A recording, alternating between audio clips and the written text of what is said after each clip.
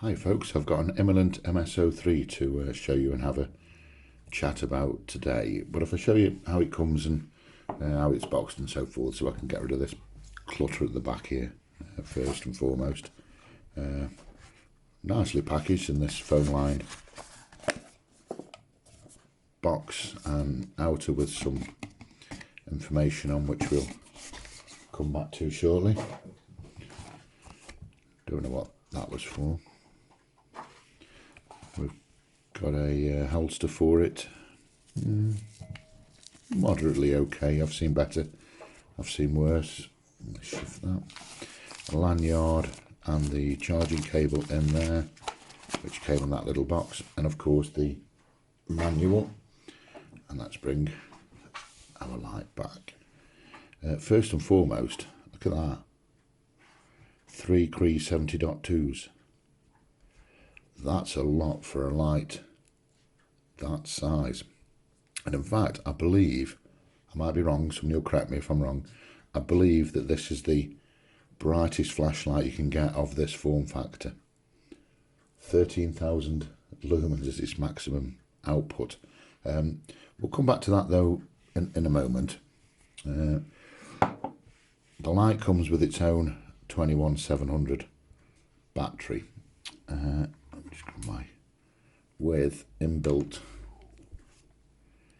USB charging tucked in the top there. As we can see, I've got it ready for us. It's on green. If it's charging, it will be red. One thing to note about these sort of proprietary batteries, as I call them. Let me get a, what's this one here? I don't know, Samsung, I think it is. Quite considerably shorter. So you're going to have to pick with care any third-party batteries that you intend to use. I mean, if we put this, I think it's a Sony in there. If we put the Sony in,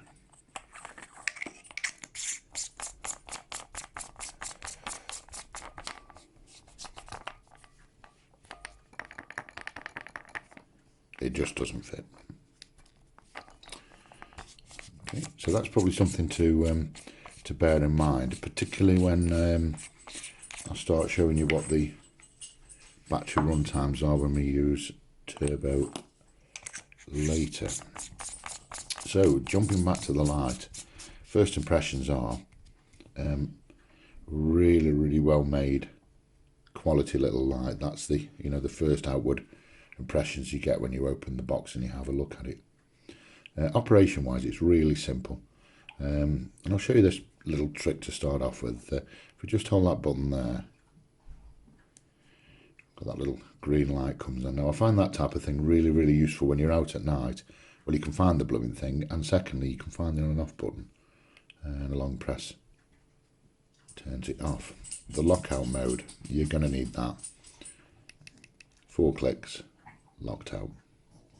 4 clicks, unlocks it. You're not going to want this coming on in your pocket. So in terms of its operation, really simple. So 1 click on and a 1 click off, and it remembers where we were, and we can cycle through our various modes. I'll show you what the modes are in a moment. Double click takes us to, oh that's bright, takes us out to turbo mode, and then a further click takes us to the strobe. So it's pretty simple operation. It does explain all of that in the manual, and there's heat regulation that kicks in at 55 degrees. But here's our specs. I printed this off the web page. This manual's that blooming small. Turbo 13,000 lumens. We're going to get 45 seconds, and then it'll drop to 2,000 lumens. High 8,000. 1 minute, also dropping to 2,000 lumens.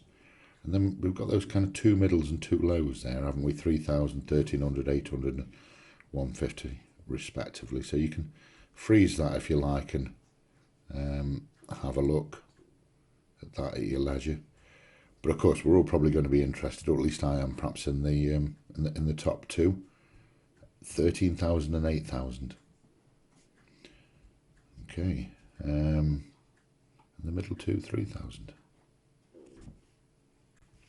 So as you can see, it's pumping out some serious power, and you know, just when you turn it on, I mean my camera's dimming to take account for that, but the moment you turn it on, I mean it's just bouncing off the walls in this room that I'm in here, and it's like wow, and it gets hot. I can feel that starting to warm up now. So you're really going to be only using this turbo for, you know, blasts of short-term power, and probably the same with the high mode as well at 8,000 lumens, and it certainly does give a blast of power.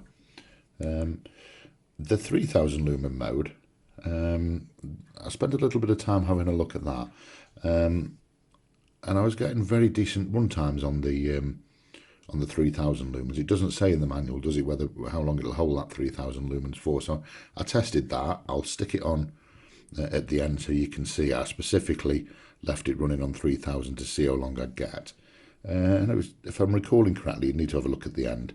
I did that the other night. I think it was well over 5 minutes that I got on its 3,000 lumens. So to me that was really, really important, and that yes, we've got a light that is going to blast out those frankly unbelievable amounts of power, but we've also got a very usable and functional time on the 3,000 lumen setting. Excuse me. And you'll see when I put that timing on there, the step down on the 3,000 lumen setting isn't particularly hard. So all in all, quite pleased with the specifications of that. I'll pop in just before we take him out. I don't know where to pop this bit in, and I'm about to show you. Using the turbo is really going to drain this battery. I'll probably put that in the end after I've taken it out and shown you what it's like outdoors. So I think I've waffled on enough now, haven't I? Let's pop him out and I'll show you what it can do. Hi folks, I've got the MS03 on its lowest mode, and if you recall from the manual, it lists 2 lows, 2 mediums, 1 high, and then a turbo. So this is the lowest of the 2 lows. Pretty decent amount of light, isn't it, for a supposed low mode? Jump on up to our second low. I think that's pretty blooming good for a low.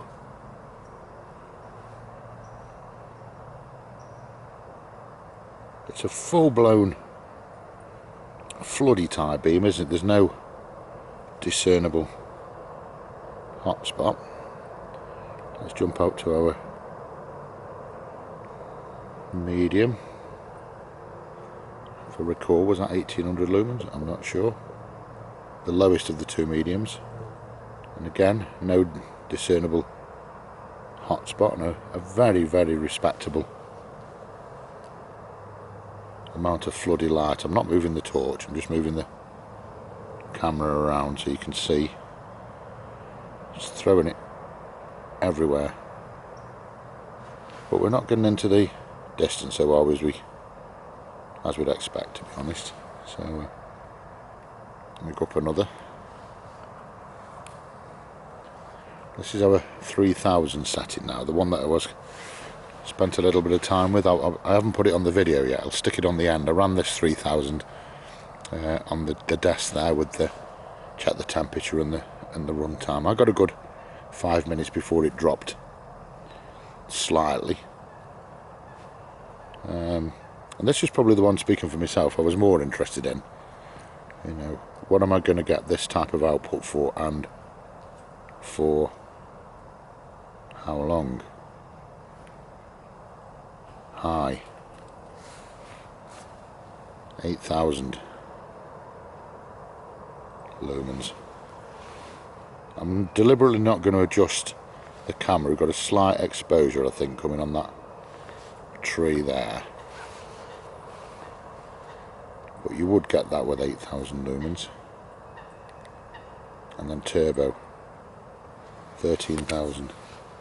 And apologies if that tree is overexposed, and it looks as though it is to me, but not too bad, but I won't really know until I get home. But if it is, apologies.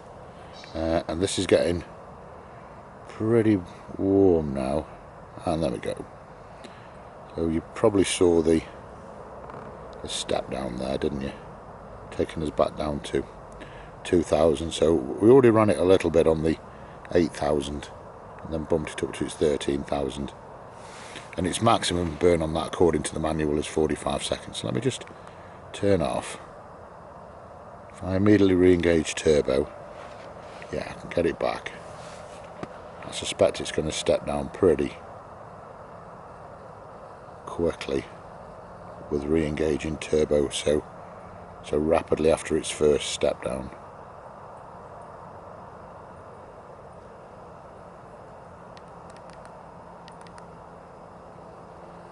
Yeah, in fact that's, ooh dear me, that's getting hot. So I don't think I'd recommend engaging turbo quickly after the first time. That's uncomfortable to hold. In fact, I can't really hold that now, so I'm going to have to turn off and go to something a little bit more moderate. So it's going to give you that blast if you need it, and that's, I mean, there's an amazing wow factor on that, isn't there? Oh dear. Right, I'll move on and try it in a different spot with a little bit more distance. Catch you soon. The MS03 now, folks, at 100 metres. In fact, let me just take it off. I don't want to overblaze my turbo, and add a picture of roughly where I am. Okay, go back on again. That's our, let me make sure, that's our 3000 lumen setting now at 100 metres, and as you can see, it's doing it. So earlier on when I'm talking about it being a, you know, a full-blown floody type light, yes it is, but it can pinch the distance when it needs to. This is on our 3000 lumen setting.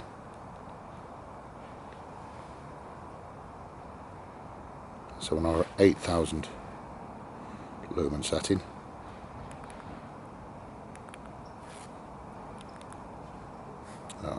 I can't get turbo. I've used too much of the battery. That was 8000. The turbo is a little bit better, as you can imagine. Let me just see if I can get a little bit of a squeeze of the turbo and hope that it was heat related. Yes, there we go. Our turbo. Can I get a little bit more? Yeah, there we go. There's our turbo at 100 metres. I think I just pushed it a bit too much there. Yeah, and I had done. Just squeezed a bit more out there because I have been using it quite a lot, and I've really been thraping the 8000 and 13,000 marks. And it's backed off now to its 2000 lumen setting while it recovers. And our little light has gone green again to tell us it's recovering. Even on its back off mode, still a very respectable amount of output, isn't there? Anyway, overall really pleased with it. I shall get myself off home and get these videos uploaded. Catch you soon, folks. Hi folks, I'm just preparing the MS03 video to upload, but I thought I'd just chop in this little bit now to share a few thoughts with you, which is, let's imagine that this light doesn't have an 8000 or 13,000 lumen setting. You've seen how well it performs on its lower settings, and in fact I don't recall seeing a light with you know, this size lens slash reflector use the you know, the available lower settings of the lumens quite so well. You can see from the outdoor footage how really impressive it was. You'll see in a moment how well it runs on the 3000 lumen setting, and if we drew a line at that point, I would say this is a really good line. I'd be really happy with it. as it is, we do have the added bonus of an 8,000 and a 13,000 setting. It's there if you need it. If you don't need it, it's an excellent light up to and including the 3,000 lumens anyway. So I can't recommend this light enough. And I suppose the point I'm trying to make is you get these kind of one-trick pony lights, don't you, which, you know, are 13,000 lumens, but it's not really much good for anything else. This one is. So I'll carry on and I'll show you the other couple of bits. So let's see what the MS03 can do on its 3000 setting. So let's make sure that I'm on.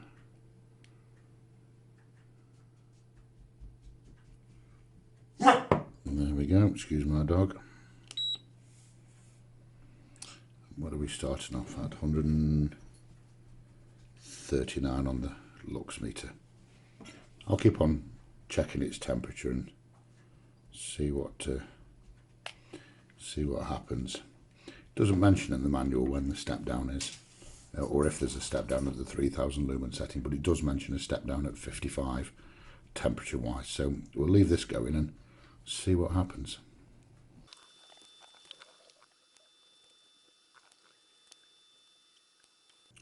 As you can see, we're just over 3 minutes in. Doesn't feel hot. 35. Let's leave it going. Didn't really notice that, chap. There was a little bit of a flicker there, wasn't there? And we were holding 100 and what was it, 100 high 139s. There was a little bit of a flicker, and we've dropped down to 111 on the lux meter.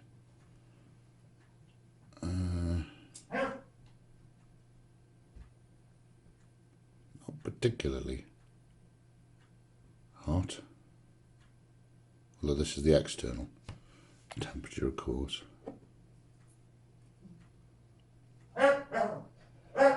Just a little bit warm. Excuse my dog barking in the background there. I don't know what's the matter with it. I don't want to have to restart this test and wait for this light to cool down and start all over again.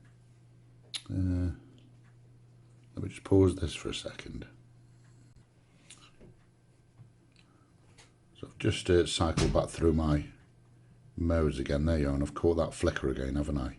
I don't know whether you got that, and I dropped the power again. That's obviously something, the thermal regulation then kicking in for us. Let's see if I can do it again. So we'll turn off, back on.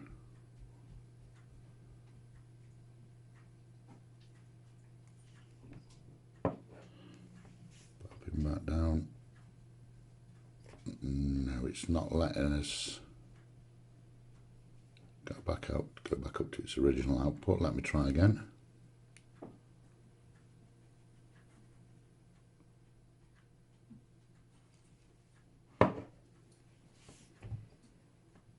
No, it has.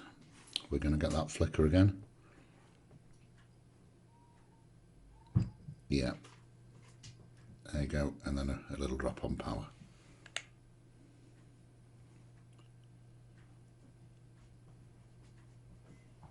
So I don't know what that's dropped to. It doesn't tell us in the manual, does it? It seems to allude to holding 3000 lumens.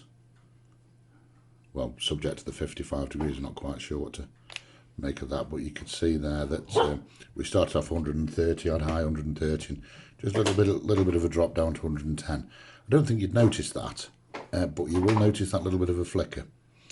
Make of that what you will.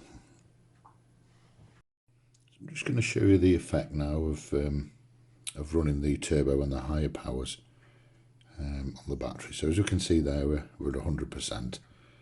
So let me take that battery out, knocking everything over, pop him in.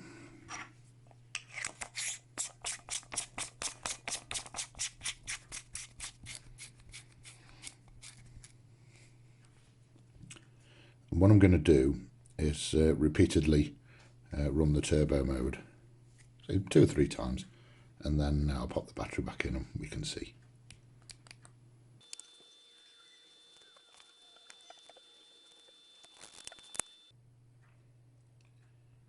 So what do we get there? A couple of minutes hitting turbo 2-3 times, 85%.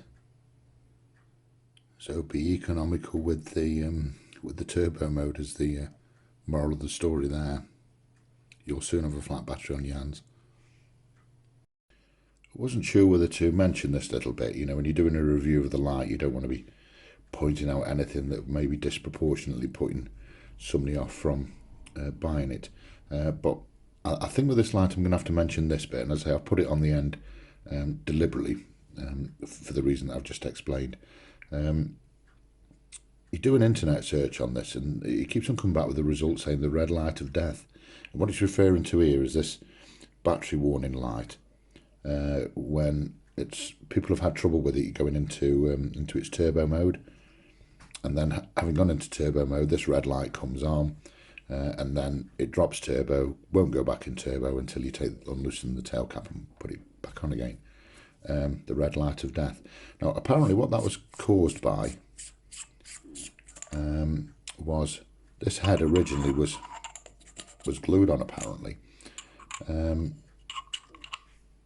it's important that we get. Hang on, let me get my little. Well, for any light to operate correctly, what we need is a good contact between this surface and those down there. And apparently, what had happened with some of the very, very early ones is that these two parts were glued together, and as the light was running, that glue kind of melted a little bit, and it interrupted that connection between this sort of, is it gold plated, whatever, to that part there, which made the light believe that it was on low voltage, and therefore to protect itself it won't go into turbo mode, which is exactly what it's supposed to do. But because of this glue, it was doing it incorrectly. Now, as you can see from this particular model that I've got there, they've clearly fixed that, in that the head isn't glued on and there's absolutely nothing down there in terms of any residue or anything like that that's going to create that problem. The fix was to take the head off and clean the glue off, apparently. I can't say too much about all of that, of course, because with this one that I've got, A, the head isn't glued on, and B, I haven't had the problem whereby having gone into turbo and the red light comes on, that it refuses to operate correctly thereafter. Yeah, the red light has been coming on with me when it's supposed to do, to warn you about the drop in voltage, but I haven't seen or suffered that problem, and I believe it's because, as I've said, it wasn't glued on. So I don't think I'll be worrying too much about that moving forward.